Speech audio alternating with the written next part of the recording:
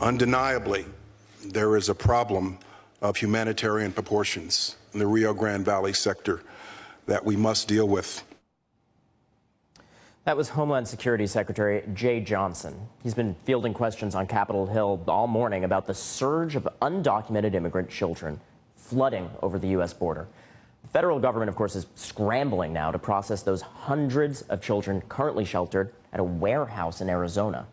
Just some of the 90,000 expected to make that dangerous, lonely journey this year. NBC's Mark Potter was in Texas this week as one group crossed the border.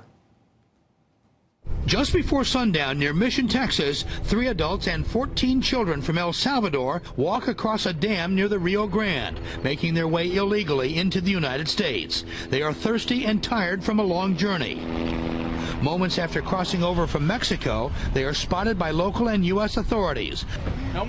But instead of running, the immigrants walk to one of the police cars. There they are all given water, including the youngest member of the group, a little girl.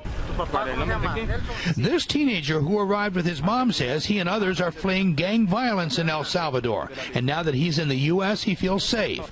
Children in the group say they've come here hoping to reunite with their parents already in the U.S. The mother of one of the kids telling NBC News families pay smugglers $8,000 to $9,000 to escort a child. Thank you to NBC's Mark Potter for that reporting. These children, mostly from Central America, are often running for their lives.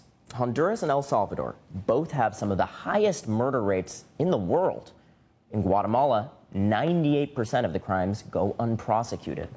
And that violent drug culture actually has a surprising link to anti-immigration laws here in America. In the aftermath of the gang-fueled 1992 LA riots and following the 1993 World Trade Center attack, Congress passed 2 pieces of anti-immigration legislation in 1996. One increased the list of deportable crimes to include drug offenses, theft, drunk driving. As a result, from 2000 to 2004, some 20,000 people were deported. 20,000. A majority were former LA-based gang members who then traveled to Central America with few marketable skills of any kind beyond their life of crime. How much has that spurred the current violence these children are fleeing? Joining me now from Arizona is former State Senator Alfredo Gutierrez. Thank you so much, sir, for joining.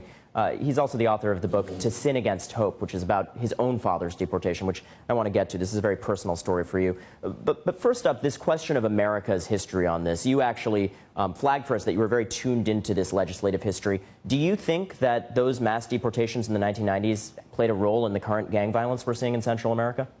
Absolutely. They have been the focus of what is now clearly a existential threat to the governments of Honduras and Salvador in particular, and Guatemala as well. They're directly confronting the military, by the way, that we have been arming for years. In San Pedro Sula, the city is divided. I mean, it is divided with its zones where the military has conceded control to the gangs.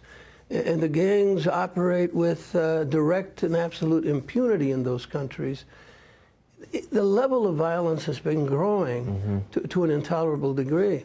But the rumors that somehow the DACA program, that is the Dream Student program, was available to them as well, right.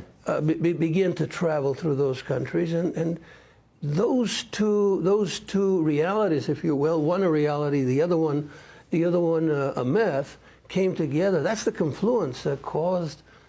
Look, there's going to be 100,000 children crossing that, all of Mexico and all that desert to arrive in the United States. It really is an astonishing number, and people are trying to make sense of exactly where this came from. I think you make a very good case that actually some of these U.S. policies played a role, but you also mentioned in passing there the military response in some of these countries, and the U.S. is actually linked to that too. That's because since 2008, we've funneled $642 million to law enforcement in these countries. This is through the Central America Regional Security Initiative. Do you think that that's helped or actually hindered and maybe fueled more violence? It sounded like you were suggesting. Well, that fueled more violence. It was aid. It's an astonishing amount of aid for tiny, out-of-control countries. Had it gone into education, had it gone into industrialization, had it gone into honest hands, as opposed to the hands of the police and the military, this would not have occurred. But it was our focus on the drug war, our focus later on terrorism, that led us to arm what are clearly thugs. In going back to San Pedro Sula, Honduras' largest city, the military stepped in because the police was so corrupt. And so we've been funding the police. And then the military stepped in, and the military has conceded half the city to the gangs. It's thoroughly out of control. And some people have profited from those millions.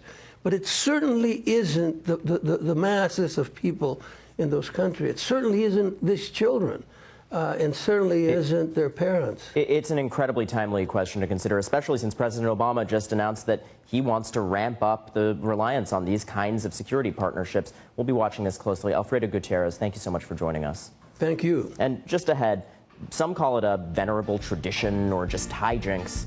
The police call it a felony. We've got someone weighing in next on the wave of hazing, really, that's taking the country by sometimes deadly storm. And amongst the people weighing in, you guys yourselves. Don't go away.